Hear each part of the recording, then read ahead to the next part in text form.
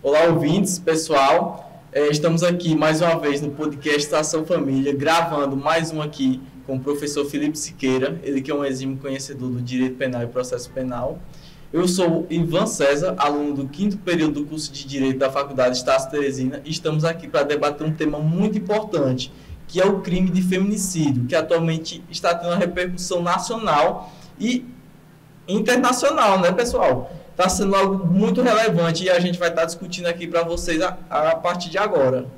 Olá, pessoal, meu nome é Vitória, sou acadêmica do curso de Direito e hoje estamos aqui com um mega episódio, é o nosso 5º episódio, então seja bem-vindo, será uma conversa especial. E hoje estamos aqui com o professor Felipe Siqueira, ele que é mestre em Direito Penal, assim como dito pelo Ivan. Professor Felipe, o senhor fique à vontade, viu, para se apresentar, explicar para o pessoal sua área de atuação, como o senhor se comporta como professor nesse meio da área criminal. Bom, primeiramente, agradeço o convite, Ivan, Vitória, muito obrigado pelo convite, muito obrigado por estar de volta ao podcast, né, estar de volta aqui.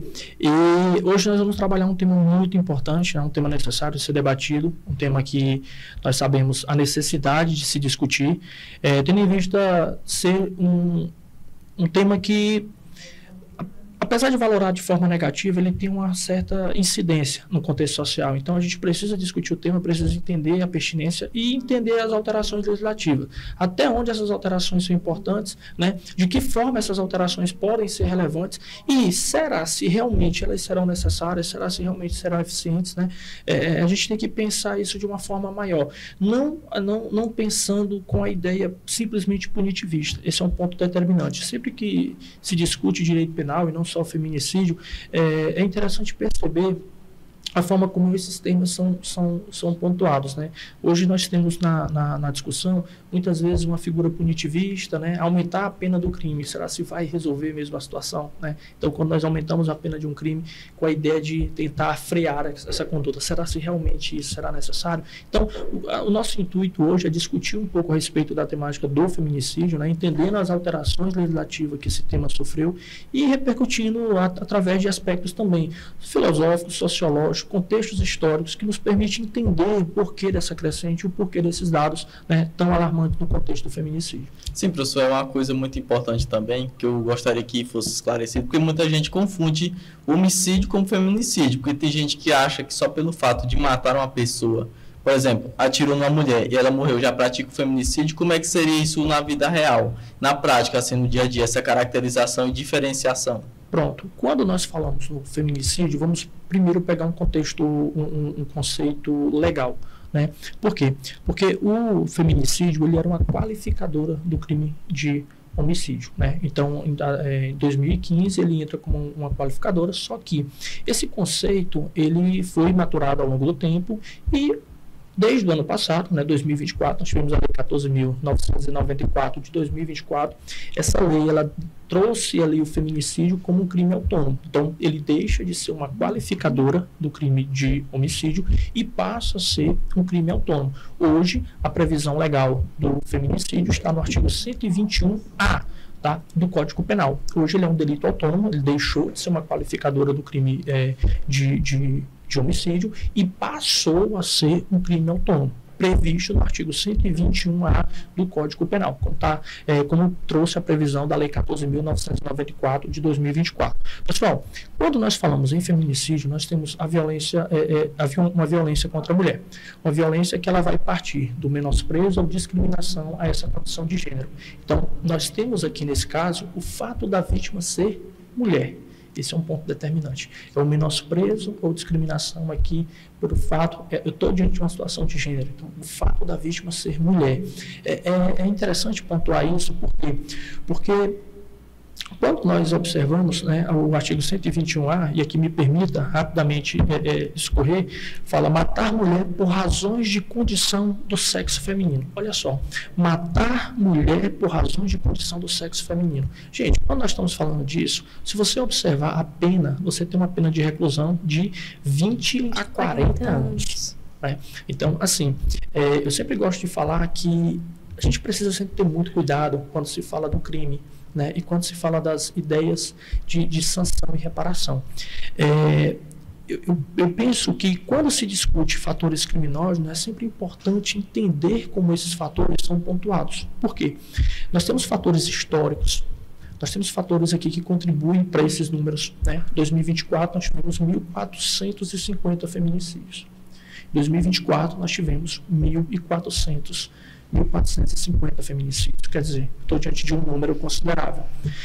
Professor, o senhor acredita que com o aumento da pena isso vai diminuir? Olha, sendo muito honesto, acredito que somente com a diminuição, com o aumento, da pena, esses fatores não vão diminuir única e exclusivamente por conta de um aumento de pena. Exatamente. Né? Por se tornar um delito mais grave. Nós temos fatores históricos, nós temos um contexto misógino que é muito forte, nós temos fatores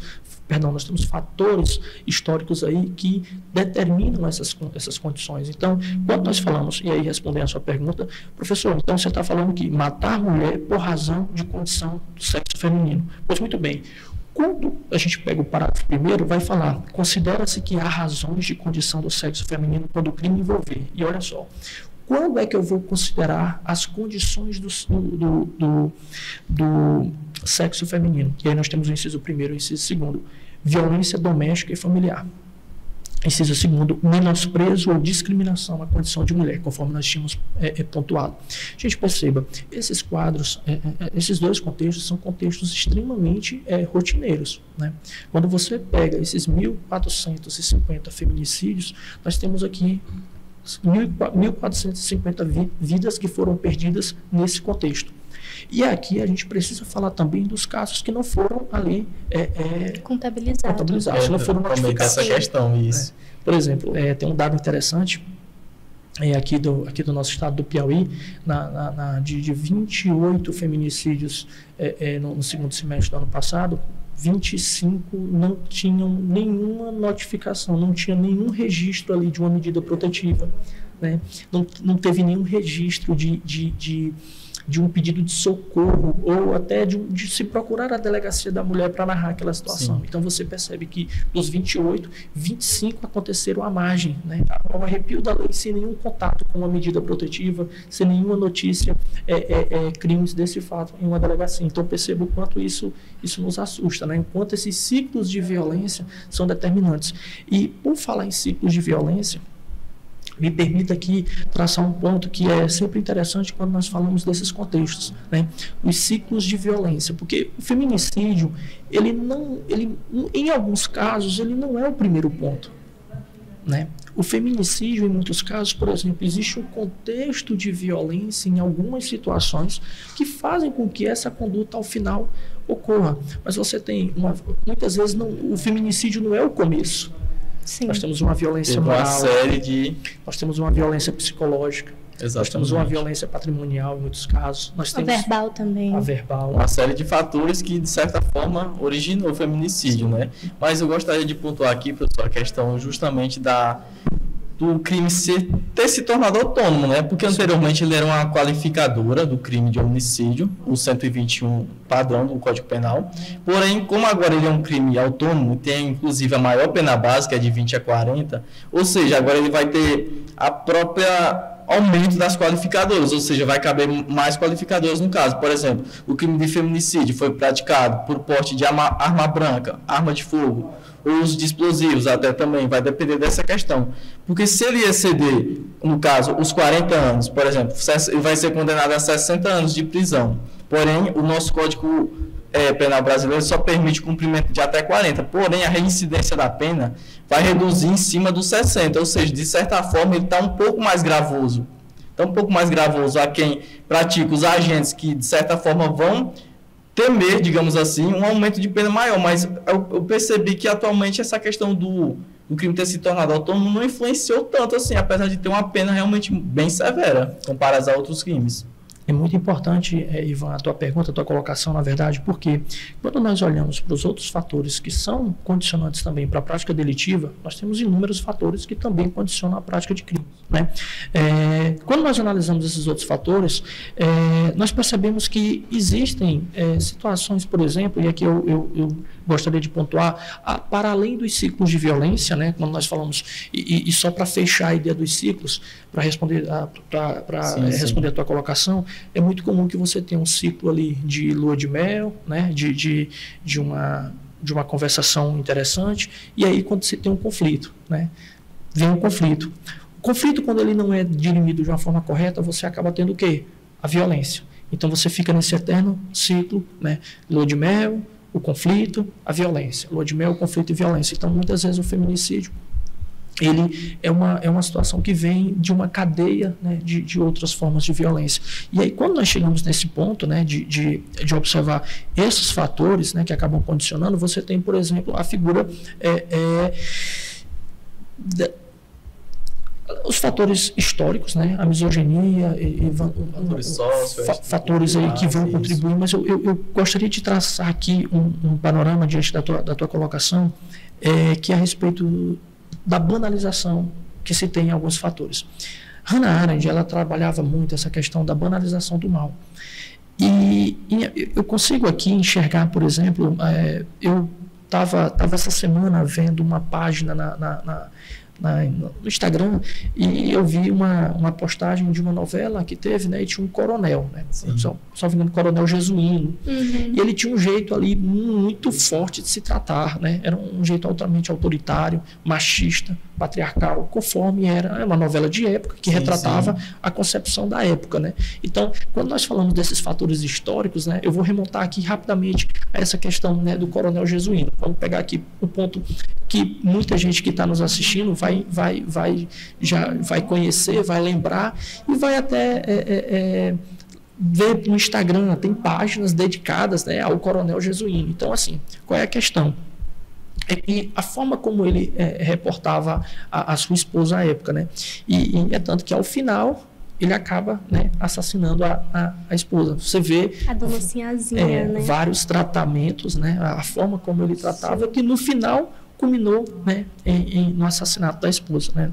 Portanto, no feminicídio, que à época não se tinha, né? Mas interessante tocar nesse ponto, porque a novela ela faz um recorte de época, né? A novela faz um recorte da época, mas a forma como hoje esses temas são tratados, por exemplo, no Instagram, com uma página dedicada e as pessoas dizem, olha, fui ver os comentários a respeito de uma postagem dele e tinha uns comentários lá, calma que eu estou tendo aulas, né? O mestre está dando aula. Então, às vezes, você banaliza o mal, né? A forma como você banaliza esse tipo de conduta é muito perigosa. Se tornou um meme, um fator de humor. De humor, quando na verdade é muito perigoso quando se banaliza o mal. É muito perigoso quando você banaliza condutas que devem ser extirpadas, né, esquecidas. E quando se banaliza o mal, se tem um problema. A gente está fadado a cometer novamente. Esse mal ele pode se repetir. Hannah Arendt, quando fez o estudo a respeito disso, ela fez essa percepção, né? Ela viu o que aconteceu na Segunda Guerra Mundial. Então, assim, se a gente banaliza isso, e quando você observa o próprio julgamento de Nuremberg, não eram pessoas ali leigas, né? Não eram pessoas que não tinham entendimento, né? Você, na Alemanha, você tinha oficiais, né? Muito instruídos do ponto de vista acadêmico, né? E que cometeram aquelas atrocidades. E muitas vezes, não, eu apenas, e tinha esse apenas, né? Eu apenas planejei. O outro disse, não, eu só cumpri ordens. O outro disse, não, mas eu só tive a ideia. Ele que arquitetou e ele planejou. Quer dizer, no final, ninguém que foi o culpado. Né? No final, ninguém foi culpado. Foi um que. Condenação para no julgamento de Nuremberg houve, né? Mas a noção que se tinha na época era que ninguém foi culpado. Ele só arquitetou, o outro só planejou, o outro só executou, né? Então cumpriu ordens, né? Então, por que eu fiz esse recorte para a gente voltar aqui, pegando um pouco da ideia da Hannah Arendt na perspectiva do coronel jesuíno? É porque quando se banaliza esse tipo de conduta, esse tipo de comportamento, quando se banaliza, por exemplo, o machismo, quando se banaliza, por exemplo, essa situação de submissão da mulher ao homem, você está favorecendo ou, de certa forma, incentivando realmente esse tipo de prática, né? Você acaba por fomentar aqui esse tipo de prática. Então, é necessário que a gente encare o tema com a seriedade que ele reclama. É interessante que a gente visualize essa temática com a seriedade que aqui, ele nos reclama, né? Então, analisando essa forma como muitas vezes essas situações são banalizadas. Então, muitas vezes você vê em alguns memes ou você percebe em alguns comentários, né, as pessoas tratando dessa forma um tema que é tão sério, né? Um tema que é tão pertinente. Então, quando a Hannah traz essa forma de se pensar, de não se banalizar o mal, é algo que nós devemos fazer. Devemos ser vigilantes com relação a isso. Essa não banalização do mal, né? Esse cuidado, esse panorama que nós temos diante de uma prática que já é histórica, né? Diante de um fator que já é histórico. Então, quebrar esses paradigmas é importante. Não apenas, e aí eu acho importante tocar nesse ponto, não apenas aumentar a pena. Porque será se realmente só o aumento de pena vai ser suficiente? Né? Será se essa criança, uma criança de 4, 5, 6 anos, que tende muito a ter um comportamento por repetição, porque ela vai fazer aquilo que ela é acostumada a assistir. Será se essa criança assistindo, por exemplo, situações dessas dentro da casa, ela não vai ter um espelho de imitação ali desse adulto? Né? Então, perceba que é uma construção muito, muito grande. Né? Quando nós estamos diante... falar sobre o feminicídio é falar além de o artigo 121A do Código Penal. Falar do feminicídio é falar para além de uma pena de 20 a 40 anos. É muito além disso, né? Deixando um pouco a parte dogmática, legal de lado, é entender a necessidade de se debater um tema que existe um fator histórico por trás. Né? Tem toda a história do Brasil, né? Porque inclusive o período do coronelismo, que existia muita opressão machista, né? Porque o que era o coronel, o representante ali, no caso a pessoa mais poderosa no momento, fazia o que quisesse e ele basicamente ficava impune, né? Inclusive, na própria visita que a gente foi conduzido hoje pelo senhor, deu para ver, o próprio coronel falou para a gente, bom, a gente tem muitas mulheres aqui no treinamento, inclusive muitas são mais competentes do que muitos homens que estão lá. Algumas ficam em primeiro no teste. Sim. Exatamente mostrando que não existe essa distinção de gênero em si, porque vai depender realmente da capacitação do ser que realmente determina aquela competência para determinada situação, de certa forma. Justamente. Professor, puxando esse gancho da romantização da violência, eu queria lhe perguntar como isso pode influenciar as vítimas a permanecer dentro desse relacionamento. Olha só, nós sabemos que existe inúmeros fatores, dentre eles a romantização, ela traz um ponto que eu gosto aqui de tocar, vamos tocar um pouco na criminologia. Sim. A criminologia, ela estuda a vítima, estuda o criminoso, estuda os fatos que estão relacionados ali à prática do crime, né? A criminologia ela vai se diferenciar do direito penal em vários pontos, né? A criminologia ela consegue ser, a meu ver, bem mais incisiva, interdisciplinar, pegar outras áreas. E nesse ponto nós temos uma interseção interessante. A vítima. E a criminologia, através da vitimologia, né, um ponto que se estuda a vítima, por que é importante estudar a vítima? Para que a vítima consiga entender, porque muitas vezes nem essa mulher ela consegue se perceber como vítima nessa relação. Talvez aquele comportamento que já está romantizado, foi normalizado, entende? Aquela conduta que para alguns é normal, na verdade não é. Enquanto essa mulher ela não se perceber enquanto vítima nessa situação, qual é o problema? É que esse comportamento ele tende a se repetir. Então, se repetir virar algo continuado, ela basicamente se acostuma. Aí, de certa forma, o final, o feminicídio, realmente. O final ele pode ser. Ela já vai perceber, não tem mais tempo. Não vai ser automático, mas o final pode, né, culminar nisso. Então, quando nós observamos esse fator, perceba, quando se romantiza, né, quando se normaliza isso, né, uma vez eu estava folheando passando lá no Instagram e comentários não, mas é porque não é só o que a pessoa chegava para outra e perguntava o que é verdade, você concorda que lugar da mulher na cozinha, o cara faz uma piada e diz, não, porque e o resto da casa, né? E isso eles começavam a sorrir, né? Como se fosse uma grande brincadeira. Então perceba, a normalização disso, né? Como uma conduta como essa é normalizada, é romantizada. Só que, pessoal, a gente tem que ter muito cuidado quando se banaliza alguns comportamentos. É preciso se tomar muito cuidado quando se banaliza algumas situações.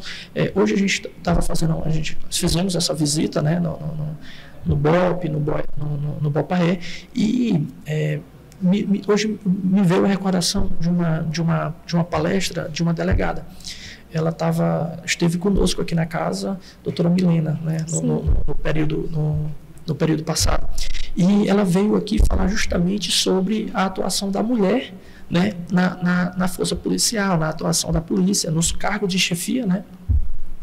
E eu acabei, né, me lembrando de um episódio que você falou hoje, né, do Cefap, e de mulheres gestantes ali, né, no pelotão. Então, a gente ver isso é muito gratificante, né? Ver a mulher assumindo esse protagonismo, ver a mulher assumindo esses pontos.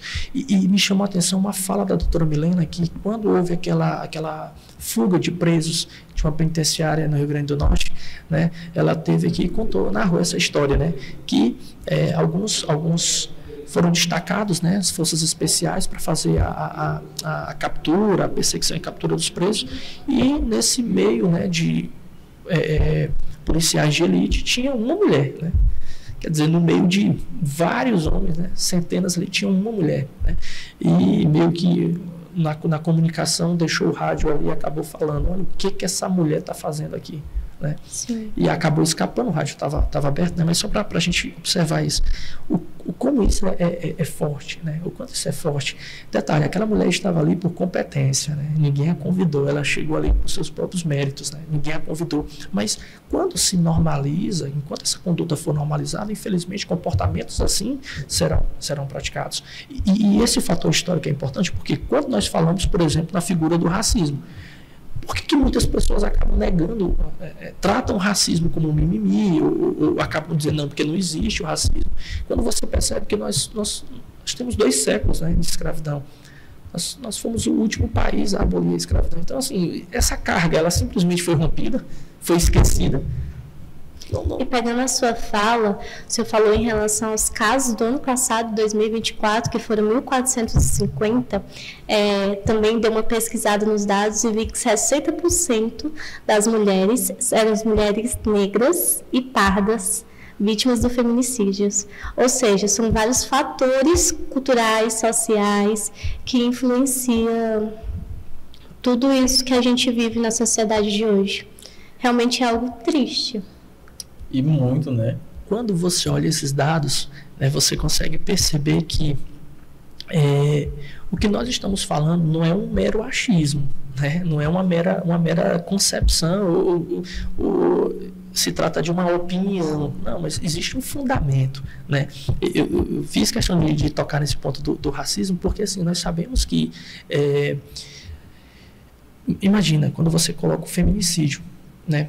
Quando você coloca o feminicídio, e aqui mais uma vez eu vou pegar um pouco da vitimologia, né? A gente sabe que, por exemplo, essas mulheres, muitas vezes, quando estão sofrendo algum tipo de agressão, elas têm medo de muitas vezes falar. Existe um medo de falar, existe um medo de denunciar, porque muitas vezes a palavra da mulher ainda é desacreditada em alguns pontos, né? E aí nós temos 3 tipos de violência que eu acho interessante falar da vitimologia, que é a violência primária, secundária e terciária, né? Então a violência primária é essa violência que a mulher sofre ali, né? Sofre com, por exemplo, uma tentativa de feminicídio, né? Uma violência, uma lesão, né? Uma forma de violência mais incisiva, e aí nós temos a primeira violência. A segunda violência é quando essa mulher, por exemplo, procura a delegacia ou procura o Poder Judiciário para resolver isso. E acaba sofrendo, por exemplo, uma violência institucional. Nós temos, por exemplo, o caso Mariana Ferrer. É interessante citar esse caso aqui, né, em que aquela pessoa que procura ali o Poder Judiciário, né, ainda sofre. E a terceira violência, a violência terciária. Porque muitas vezes essa mulher, né, que foi vítima, vamos citar, por exemplo, aqui uma violência sexual, quando ela sai na rua, as pessoas dizem, olha, tá vendo, foi estuprada, mas também estava numa rua sozinha, numa sexta-feira à noite, com vestido curto. Ela que provocou. Como é que uma pessoa estava? Você está entendendo? Sim. Então, assim, às vezes a violência ela vem no ato do crime, às vezes a violência ela pode vir, o que a gente chama de violência secundária ou revitimização, que vem no momento em que essa mulher procura ali procura ajuda, ou o Poder Judiciário, ou a delegacia, que nós sabemos. O caso Mariana Ferrer, ele é emblemático, né? Apesar de não estar relacionado diretamente com o feminicídio, mas acho importante falar aqui, porque a gente tem... o feminicídio, ele é um ponto, né? Digamos, quando ocorre a morte da mulher, por razão de condição de gênero, como nós vimos aqui, mas eu tenho toda uma cadeia, né? Anterior. Ele é apenas o ponto final. Esse ponto final, ele traz toda uma história, né? Então, assim, quando você levantou esses dados, perceba, olha como é importante conhecer as nossas vítimas. Mulheres negras ali, em uma situação como essa. Olha como é importante conhecer quem são essas pessoas, né? Olha como é importante conhecer qual é o perfil dessas mulheres. Quem são essas mulheres? A história por trás desses relacionamentos, né? Existia ou não existia uma dependência ali? Que fatores levaram a isso? Olha como é importante conhecer isso, porque conhecendo uma realidade, nós podemos, de certa forma, tentar ali intervir, ou tentar, pelo menos, criar mecanismos para evitar a prática desses atos. Então, perceba como é importante, como é necessário conhecer a vítima, né? Perceba como é necessário. E muitas vezes, pessoal, quando eu falo conhecer a vítima, né, pegar um pouco dessa questão, não é dizer que a vítima foi a culpada, não.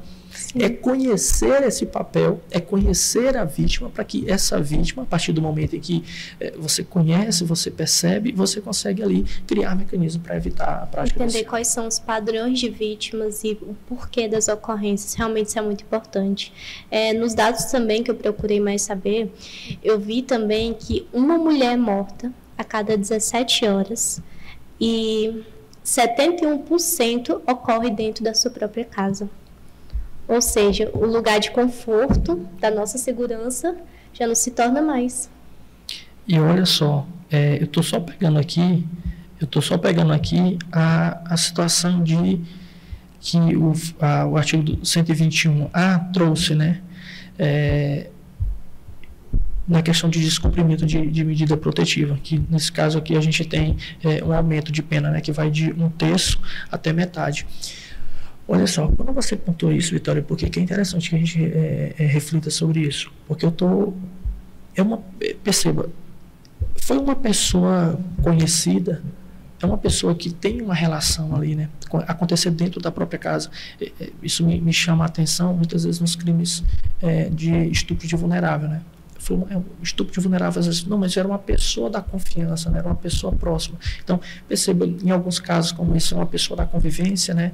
Então, vamos ver, esse ciclo de violência, ele já estava acontecendo em alguns pontos, talvez, né? Já poderia estar acontecendo para se ter esse feminicídio. Olha como é importante entender como isso vai, né, se massificando. Olha como isso tem uma história por trás dessa temática, né? Quando você observa ali uma estatística dessa que nos remete ali a uma coabitação, pessoas que estão juntas. Então, quando a gente pega esses dados, a gente consegue entender um pouco sobre isso, né? E principalmente entender sobre a necessidade de se denunciar, a necessidade de se comunicar, a necessidade de levar isso adiante. Por quê? Porque isso pode romper ciclos, né? Isso pode romper um ciclo, isso pode fazer com que esse ciclo seja rompido, esse ciclo seja quebrado e a partir daí uma vida possa ser salva, né? Porque nós sabemos que com esse ciclo a violência ela só tende a aumentar, né? Esse ciclo de violência, o que ontem era uma violência moral, amanhã se torna uma violência física e a coisa vai aumentando, né? Então o que foi uma violência física, amanhã é uma tentativa de feminicídio, né? O que não foi uma tentativa de feminicídio, amanhã pode, né, se tornar um feminicídio. Então, olha como essa temática ela é necessária, né? Como abordar temas assim é importante e a gente precisa entender, né? Para além, um ponto que eu, até como professor de direito penal, quero sempre gosto de fazer essa provocação dos meus alunos, para além da lei, né?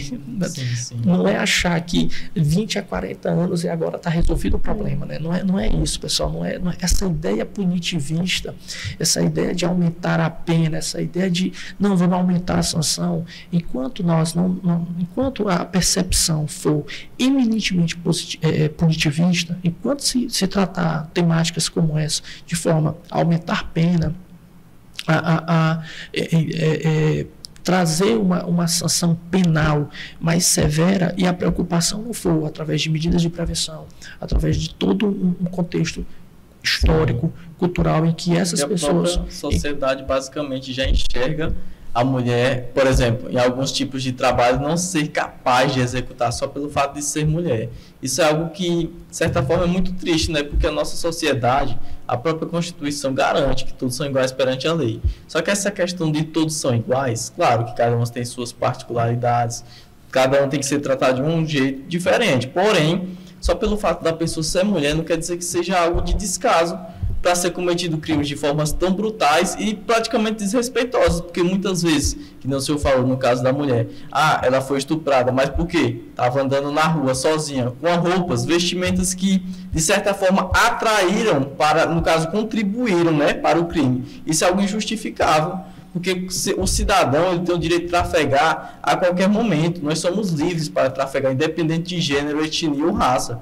O senhor acredita, assim, que o judiciário, de certa forma, não está preparado para atender tais tipos de casos, porque, de certa forma, muitas vezes fica muito banalizado essas coisas. E, inclusive, a própria equiparação de alguns crimes, porque, por exemplo, não tem como eu equiparar um estupro com um estupro virtual, que são coisas totalmente diferentes. Inclusive, a doutrina determina, né? Porque, de certa forma, a gente tem que ter um pouco mais de individualização dos casos e não generalizar. O que o senhor acha a respeito do próprio judiciário em si? Olha, fundamental essa inquietação, porque assim, entender a individualização dos casos é fundamental em direito, principalmente em direito penal, né? Não generalizar, porque isso é algo que já muitas vezes é feito, né? Por mídia, né? Por alguns programas, alguns temas eles são generalizados e não se leva em conta as particularidades. Bom, esse tema, Ivan, a gente volta um pouco, né? A gente volta um pouco, por exemplo, em um contexto que nós temos. Quando nós falamos na ponta, né, Poder Judiciário ali, que vai estar aplicando a sanção para esses casos, não é só, eu gosto de puxar um pouco, né, até na parte da delegacia, né? Porque muitas vezes esse tratamento ele não é feito de forma correta também na delegacia. Tanto que hoje nós temos as especializadas, né, que já trabalham isso de uma forma melhor. Então, isso foi uma conquista. É importante falar, né, ninguém está aqui só para criticar, mas isso foi uma conquista, isso é importante. Esse tratamento ele tem que ser feito, né, esse cuidado, esse olhar. Né, você imagina uma mulher, né, em uma situação como essa, ela vai passar por um processo de perícia, né, é feito ali todo um procedimento, porque no caso de uma tentativa de feminicídio, vamos falar aqui, né, em caso de uma tentativa de feminicídio, ela vai ter que muitas vezes passar ali por um exame de corpo de delito, ela vai ter que ser periciada. Então, é um momento ali muito delicado também para a vítima. Né? É um momento também delicado para a vítima passar por aquele procedimento, não é tão simples em crimes ali contra a dignidade sexual, a gente sabe que é difícil também. Então, acredito que a gente está em uma construção, né? Já chegamos, já evoluímos, né? Não tanto que deveríamos, mas assim, falta ainda muita coisa pela frente. Gatinhando, né? Acho que seria esse termo. Estamos ainda em passos lentos, mas eu acredito em um trabalho que vem muito além, né? Na verdade muito muito antes, né? Por exemplo, como está se dando esses contextos em casa. Porque quando a Vitória falou aqui da questão da coabitação, tudo bem. O que me chama a atenção, esse dado ele é importante para dizer o seguinte, olha só, será que essas crianças elas presenciaram esses fatos? Entende? Essa tentativa de feminicídio, essas violências, essas agressões, porque em que contexto essas pessoas, isso está sendo corriqueiro ou normal para essas pessoas? Em que ponto isso está implicando nesse comportamento? E isso vai ser levado adiante, né? Acaba que esse comportamento, quando normalizado, que a gente já discutiu aqui, quando banalizado, ele é levado, né, adiante. Isso é levado até frente. Então, até onde isso está sendo corriqueiro, né? Até onde isso está sendo normal, até onde não se tem um freio. Então, assim, eu acredito que foi uma medida de aumentar a pena base, né? Acredito que a gente tem muito que evoluir ainda, muito. O Poder Judiciário, a gente tem um poder abarrotado, né? A gente sabe disso, que falar do Poder Judiciário, a gente vai estar sempre falando de uma demanda exorbitante, né? Eu acredito que ainda tem muito o que evoluir, acredito que as conquistas, elas foram muito árduas, né? Até aqui nós chegamos em pontos muito duros, em conquistas árduas. É importante falar nessa necessidade de se manter isso, né? Às vezes eu vejo as pessoas falando ou criticando a Lei Maria da Penha e assim, me dá uma dor no coração, porque, gente, em pensar que nós não tínhamos uma legislação assim, né? Foi uma conquista.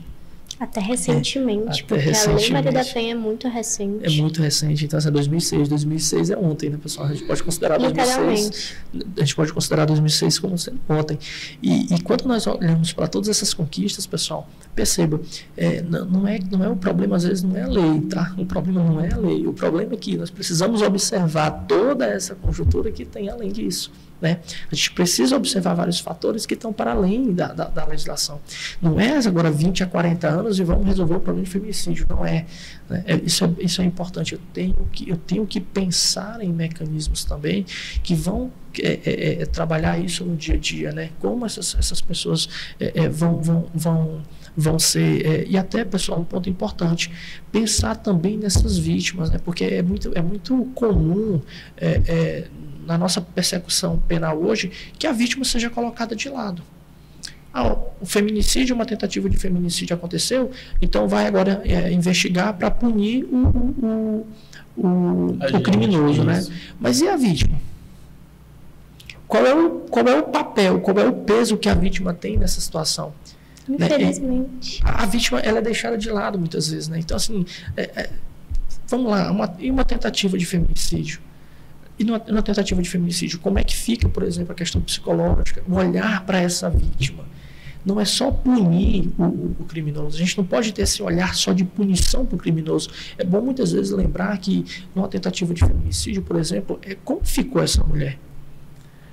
Como é que essa mulher ficou depois de ter passado por um trauma dessa magnitude? Nós temos políticas públicas de acolhimento à mulher? Olha, infelizmente, a vítima, nesse ponto, ela sempre, no nosso atual sistema penal, a vítima ela é sempre mais deixada de lado. Você percebe até, por exemplo, em programas policiais, se fala muito em punir, se fala muito a preocupação, e aqui, pessoal, ninguém está defendendo ou eximindo punição, né? Pelo amor de Deus, aqui ninguém está eximindo punição ou pedindo que não seja punido, mas é que, além disso, você tem, por exemplo, um fator conjuntural enorme, né? E essa vítima, né? Como é que está essa vítima? Então, muitas vezes a vítima fica um pouco fica ali de escanteio e se procura muitas vezes só punir. Só que, e a vítima, né? Por exemplo, tudo bem que a gente está falando da figura do feminicídio, mas e no caso de uma tentativa de feminicídio?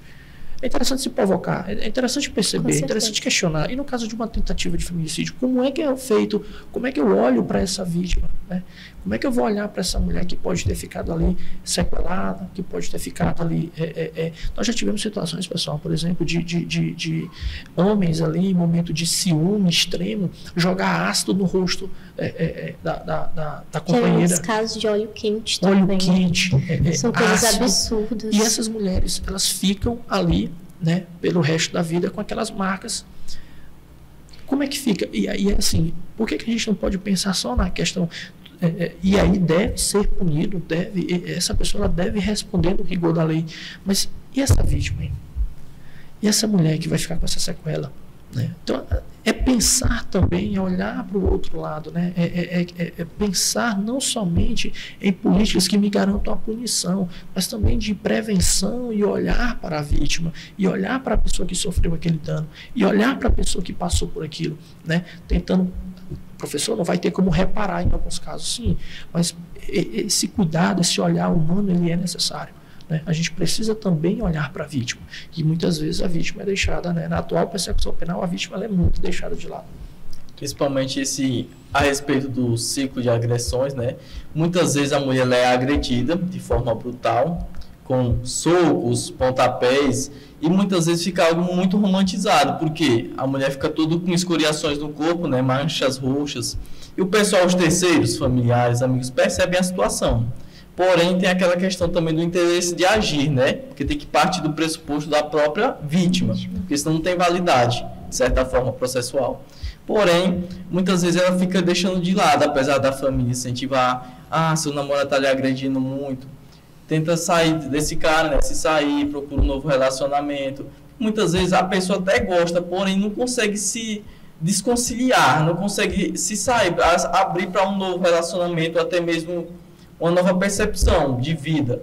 Fica sempre preso naquilo. O senhor acredita que dessa forma tem uma outra forma da pessoa se desvencilhar desse ciclo, basicamente sair do ciclo de violência, porque geralmente é uma repetição, né? Sim. Violência, vem a conciliação e vai continuando no ciclo. O senhor acha que teria alguma forma de conscientização da própria mídia em si, as redes sociais, o próprio jornal, né? De certa forma contribui ou, no caso, não contribui, porque muitas vezes a própria mídia mostra justamente o que eles querem que a gente veja, né? E deixa um pouco de lado situações que deveriam ser realmente mostradas. Nesse ponto é interessante porque nós temos a figura desse relacionamento e a gente precisa entender, por exemplo, a dor do outro e até que ponto essa outra pessoa vai conseguir lidar com essa situação ou sair dessa situação. Muitas vezes ela não consegue sair ali. A dependência emocional. A dependência emocional é um ponto determinante. E assim, para quem, muitas vezes, pessoal, a gente tem que ter muito cuidado quando nós fazemos juízo de valor, né? A gente precisa ter muito cuidado quando a gente faz um juízo de valor ou tenta mensurar a dor do outro, né? Ou tenta entender ou mensurar o comportamento do outro, o sentimento do outro, porque a gente está diante de um mar de subjetividade. Então, é notório que, em muitos casos, a mulher ela não tem força, né, para conseguir se desvencilhar disso sozinha. Né? A rede de apoio é necessário, né? O cuidado é necessário, a atenção, porque em muitos casos existe uma dependência emocional, existe uma dependência financeira, que nós sabemos que em muitos casos acontece, né? Muitas vezes, quando vem filhos, né, acaba sempre a mulher ficando ali, em muitos casos, cuidando dos filhos, cuidando ali da casa. Isso é um ponto histórico que tem se mudado, mas ainda a gente tem essa predominância, né? A gente consegue perceber que é algo que ainda está, né, em um processo de mudança, mas as mulheres sofrem essa dupla jornada, né? Porque fala, porque meu marido me ajuda. Não é ajudar, né? Não é ajudar, não, porque meu marido me ajuda a cuidar dos... Perceba como isso é tão forte que ainda está na própria linguagem. Sim. Né? A linguagem, isso é muito forte às vezes até na linguagem. Não, porque meu marido me ajuda na casa. Não, mas não é ajudar, é dividir, entende? São tarefas. Não, porque meu marido me ajuda a cuidar das crianças. Não é ajudar, é cuidar das crianças, é um dever, é uma responsabilidade. Tem que ser uma responsabilidade mútua do casal, né? Até porque não foi só a mulher que teve os filhos. Então, o pai também tem que tentar, de certa forma, contribuir. É necessário somar esses fatores, né? É necessário observar esses pontos. Então, assim, quando nós pontuamos isso, a gente tem que lembrar dessa necessidade, né? De se observar esses mecanismos de um jeito bem maior, né? Olhar para a vítima com um olhar, né, mais humano, né, com um olhar mais cuidadoso, e não tentar muitas vezes mostrar por que você não largou, ou por que você... Gente, existem vários fatores, né, para isso. Então, ao invés de vir sempre aquele poder julgador, né, que muitas vezes é inerente ao ser humano, né, mas por que você não fez isso, ou por que você fez aquilo, né, vim aqui com isso lá. Então, muitas vezes existe uma dependência emocional, existe uma dependência patrimonial, né, existe uma dependência financeira, que esses laços eles não são quebrados tão facilmente, né? Tão facilmente. Eu considero de extrema importância quando você toca no assunto de rede de apoio. Muitas das vezes, claro que tem familiares que vai mais para um lado, vai mais para outro, que tem aquele negócio, briga de marido e mulher, não se mete a colher. Ou seja, como os familiares podem lidar, como os familiares podem se alertar a esses sinais de violência, que pode se tornar um feminicídio. Olha, é de fundamental importância e observância a esses detalhes, né? Porque nós sabemos o seguinte, muitas vezes, pessoal, até na perícia tem um jargão que fala, olha, o corpo fala, né? O corpo fala, ele dá sinais. Então, muitas vezes, esses sinais, eles são perceptíveis, né? Eles são visíveis. Eu lembro de uma colega de trabalho, essa história é interessante. A gente que é da área criminal, a gente às vezes acaba vendo, já fica assustado, alguns sinais, né? E um dia eu cheguei para trabalhar, né? Estava na sala dos professores e ela chegou com um roxo, um hematoma assim, roxo, né? No olho, né? E eu olhei aquilo e assim, quando eu olhei, eu acho que ela percebeu na leitura ali que o senhor realmente ficou espantado. Eu fiquei espantado, né? E eu olhei, tudo bom. E era uma segunda-feira, né? E aí eu disse, tudo bem, meu irmão, como é que foi seu final de semana? Você tá bem? Aí ela começou a sorrir. Ela disse, tu já viu, né? Ela, não, foi uma aplicação de botox. Aí foi explicar, né? Que, como se tinha dado e tudo, que tinha rompido um vaso e tudo. Eu disse, não, menos mal. Eu disse, não, porque realmente parecia, né? Uma agressão. Digamos assim. E quando eu olhei, tudo bom, minha amiga, você tá bem? Como é que foi seu final de semana e tudo? E ela disse, não, eu sei que tu já percebeu, mas foi aplicativo do ainda bem. Ainda bem que foi isso. Mas perceba que esses sinais, eles muitas vezes eles estão camuflados, nem sempre é tão perceptível, como em alguns casos é mais perceptível, você consegue observar. Mas, pessoal, um ponto que eu gosto sempre de falar é de uma coisa que nós, infelizmente, perdemos com o tempo, né? Nós perdemos a capacidade de ouvir. Infelizmente, hoje, nós perdemos um pouco nossa empatia. A empatia e a capacidade de ouvir o outro.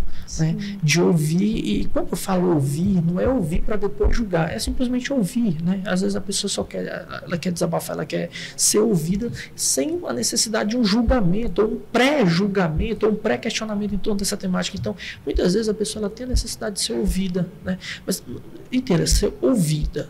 Não ser julgada, né? Não ser questionada, ser ouvida. Às vezes a pessoa ela quer desabafar e ser ouvida. Mas perceba o quanto é difícil hoje. Imagina, quando a gente fala em rede de apoio, até que ponto nós estamos preparados para lidar com essa situação e ouvir sem questionar, e ouvir sem julgar, e ouvir para entender. Ouvir para compreender um pouco do outro, ouvir para entender o que o outro pensa, né? Então, perceba, muitas vezes é isso, a necessidade de um acolhimento sem um julgamento, né? Por exemplo, pessoal, você imagina, tem até bem pouco tempo, em situações de estupro e outros pontos assim, a gente está falando de feminicídio e também toca nos crimes contra a dignidade sexual, porque a gente sabe que tem uma relação, infelizmente, né? São condutas que têm uma relação, né? E são tipos penais diferentes, né? Tipos penais diferentes, para deixar claro, mas que a gente percebe uma relação no tratamento com relação à mulher, né? No tratamento com relação à mulher. Então, esse julgamento, ele é muito perigoso, né? Quando é feito um julgamento, porque a vítima tende a se retrair ainda mais e esconder ou disfarçar esses sinais ainda mais, né? Então, essa rede de apoio, ela é fundamental que faça algo que é, às vezes, básico e tão complexo ao mesmo tempo. Quando nós passamos a entender a importância e a capacidade de se ouvir o outro, a gente consegue entender um pouquinho, né, do que pode estar passando. Então, tentar entender, tentar acolher, né? Esse é um ponto que eu acho muito importante. Eu espero muito que esse episódio ele sirva como uma semente da mudança. Um convite que a gente faz a todos os nossos telespectadores sobre a empatia. Professor, estamos muito gratos. Eu que agradeço. Muito grato de coração pela sua participação. Com toda certeza foi bem tocante. Falar sobre feminicídio é um tema complexo, difícil e sensível. Eu que agradeço, pessoal, sempre à disposição, né? Estamos sempre à disposição para trabalhar temas como feminicídio e tantos outros que têm essa repercussão. A área das ciências criminais é sempre importante trazer essas visões, discutir, debater e principalmente ouvir, né? Ouvir, que é algo que é tão importante, falar um pouquinho e ouvir bastante a respeito dessa temática, que eu julgo assim, a gente tivemos alguns avanços, né? Não podemos negar, tivemos alguns avanços, mas a luta ainda é muito, a batalha ainda é árdua, né? A batalha ainda está diante de nós, nós precisamos encarar com a seriedade, com a importância que esse tema tem. Eu queria finalizar aqui lembrando um pouco de Hannah Arendt, né? Nós discutimos muito sobre essa questão de não banalizar o mal, não banalizar tipo de comportamento, alguns comportamentos misóginos, machistas. É importante que nós não banalizamos isso, porque talvez essa sementinha daquele crime ele está nascendo hoje, ela está sendo plantada hoje com comportamentos machistas, com comportamentos misóginos que estão sendo banalizados. Então, é importante não banalizar isso, é importante entender a necessidade e a importância e a seriedade dessa temática, para que a gente não banalize um tema tão importante. Que a vítima se reconheça como vítima. Isso foi muito importante. Ivan, muito obrigada. Exatamente, muito obrigado, professor Felipe, pela sua presença aqui, para a gente estar debatendo sobre esse tema que, de certa forma, tem grande repercussão. Atualmente é algo que se discute muito. A cada momento a gente vê uma notícia no Instagram, no jornal. E realmente a forma como o senhor explicou para a gente é algo que, de certa forma, fica muito claro para muitas pessoas que não conseguem compreender essa banalização. Porque muita gente acha que, por exemplo, só pelo fato da pessoa ser mulher, ela tem que sofrer discriminação. Ela não pode estar em certas áreas, não pode trabalhar nisso, não pode ser aquilo. Isso é algo que, gente, que tem que ser exonerado, tem que ser algo que não pode mais existir mais. A nossa sociedade tem que se moldar aos tempos atuais, inclusive aceitar justamente as mudanças, que são as diferenças que nos fazem seres humanos. Não é isso? Eu agradeço a todos os ouvintes e telespectadores aqui no podcast Estação Família, a presença ilustre da Vitória e do professor Felipe. Sou muito grato por ter vocês aqui nesse momento. Inclusive, pessoal, sigam a gente nas redes sociais, tá bom? Nosso Instagram é estaçãofamilia.estácio. Inclusive, também acompanha a gente pelo YouTube, que é aqui onde a gente coloca o podcast completo, viu? Muito obrigado e eu agradeço de coração a todos vocês, viu?